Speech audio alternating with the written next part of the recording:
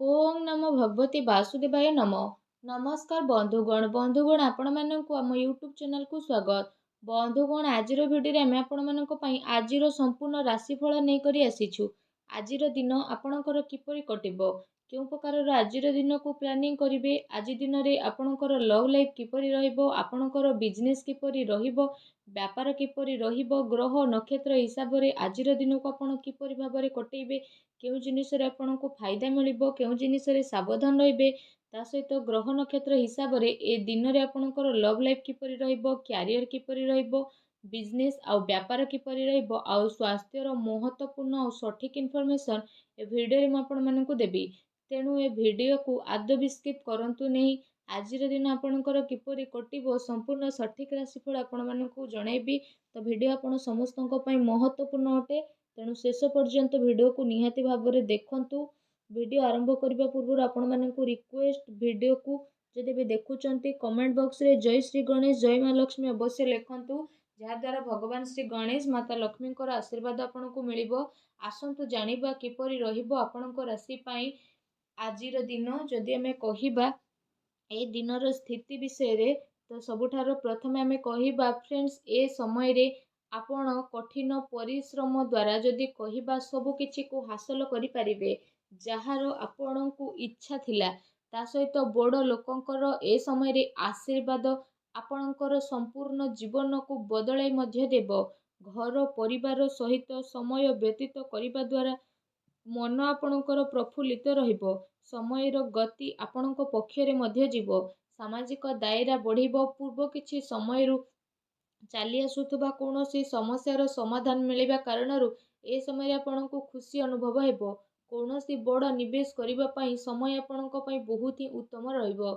एहा सहित ए समय रे बंधुको आगमन कारणरू आपणको समय खुशी भरा मध्य रहिबो। उपहारर आदान प्रदान मध्य आपण ए समय रे करि पारंती।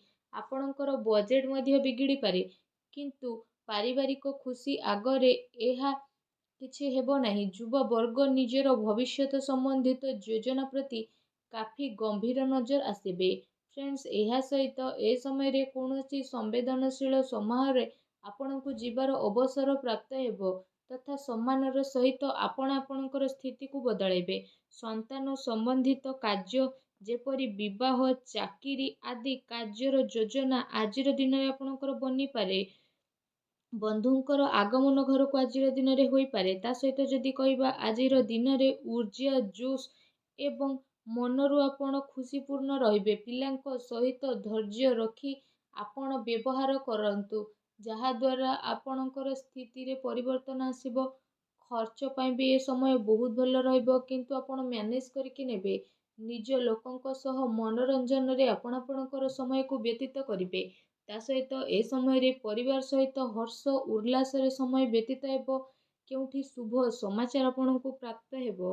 कार्य कुशलता बल रे आपण नुआ उपलब्धि को मध्य हासिल करिबे, जहार केबे आपणकर इच्छा थिला।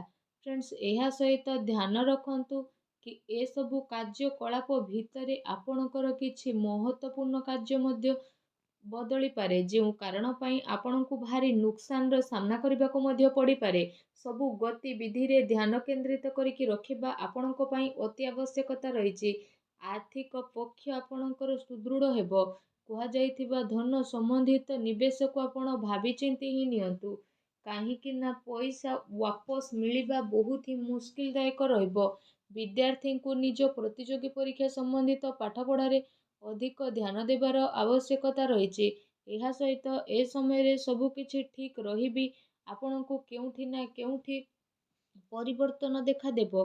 ता सहित जदि आपण चाहिबे तो किछि भी आपण निजे परिवर्तन करि परिबे। निजर भावना रे को नियंत्रण रखिबा पई चेष्टा करंतु, कारण एहार प्रभाव द्वारा किछि संबंध खराब होई पारे, किंतु शीघ्र ही परिस्थिति किछि प्रतिकूल मध्य हेबो। अजथा खर्चरु बंचंतु, तथा घरेलू खर्चर संतुलित बजेट बनी रखिबा आपणको पई अति आवश्यक रहिछि। कोर्ट केस संबंधित मामला रे किछि असुविधा मध्य आसी पारे। संपर्कीयଙ୍କ सह व्यवहार करिबा समय रे आपण सावधानता अवलंबन करंतु। आपणको मुहरु किछि एपरि कथा बाहरी पारे, जो कारण पई आपणको संबंध खराब हेबार आशंका रहिछि। ସେଥିପାଇଁ ଆପଣଙ୍କୁ ଆପଣଙ୍କର ରାଗ ଉପରେ ନିହାତି ଭାବରେ ନିୟନ୍ତ୍ରଣ ରଖିବାର ଅଛି। କାହା ଉପରେ ଅତ୍ୟଧିକ ଭରସା ବା ବିଶ୍ୱାସ କରିବା ଆପଣଙ୍କ ପାଇଁ ନୁକସାନ ହୋଇପାରେ। ଠିକ୍ ହେବ କି ଆପଣ ଆପଣଙ୍କର ନିର୍ଣ୍ଣୟ ହିଁ ସର୍ବୋଚ୍ଚ ରଖନ୍ତୁ। ଘରର ବରିଷ୍ଠ ସଦସ୍ୟଙ୍କର ସ୍ୱାସ୍ଥ୍ୟର ମଧ୍ୟ ଧ୍ୟାନ ରଖିବାର ଅତି ଆବଶ୍ୟକତା ରହିଛି। ଯଦି କଥା ଆପଣଙ୍କର ଲଭ୍ ଲାଇଫ୍ ବିଷୟରେ ହେବ ତ ଏ ସମୟରେ ପାରିବାରିକ ବାତାବରଣରେ ଆପୋଷିକ ତାଳମେଳ ଓ ସାମଞ୍ଜସ୍ୟ ବନିକି ରହିବ। ପ୍ରେମ ସମ୍ବନ୍ଧରେ ଜଣେ ଆଉ ଜଣଙ୍କର ଭାବନାକୁ ବୁଝିବାର ଅତି ଆବଶ୍ୟକତା ରହିଛି। ପତି ପତ୍ନୀଙ୍କ ଭିତରେ କିଛି ଏ ସମୟରେ ଲଢ଼େଇ ଝଗଡ଼ା ହୋଇପାରେ। ପ୍ରସଙ୍ଗ ବଦନାମୀ ଆପଣଙ୍କ ଅପଦସ୍ଥର କାରଣ ବନିପାରେ, ତେଣୁ ଟିକେ ସାବଧାନ ରୁହନ୍ତୁ। ଏହା ସହିତ କାମ କାର୍ଯ୍ୟରେ ଚାଲୁଥିବା ଶିଥିଳତାର ପ୍ରଭାବ ପାରିବାରିକ ଜୀବନରେ ଆପଣ ପଡ଼ିବାକୁ ଦିଅନ୍ତୁ ନାହିଁ। ଜୀବନସାଥୀ ତଥା ପିଲାଙ୍କର ପୂର୍ଣ୍ଣ ସହଯୋଗ ଆପଣଙ୍କୁ ପ୍ରାପ୍ତ ହେବ। ଏହା ସହିତ ଆଜିର ଦିନରେ ପାରିବାରିକ ସୁଖ ଶାନ୍ତି ବନିବ।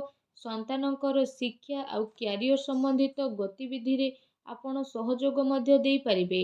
ଘର ପରିବାରରେ ଆପୋଷିକ ସୌହାର୍ଦ୍ଦ୍ୟ ତଥା ପ୍ରେମ ଆପଣଙ୍କର ବନିକି ରହିବ। ବିପରୀତ ପରିସ୍ଥିତି କାରଣରୁ ପ୍ରେମ ସମ୍ବନ୍ଧରେ ସ୍ଥିତି ଆପଣଙ୍କର ବଦଳିବ। ତା ସହିତ ପ୍ରେମ ଜୀବନ ଦୃଷ୍ଟିକୋଣରୁ ଯଦି କହିବା, ଏ ସମୟ ଆପଣଙ୍କ ପାଇଁ ବହୁତ ହି ମିଲାଜୁଲା ସାବ୍ୟସ୍ତ ହେବ।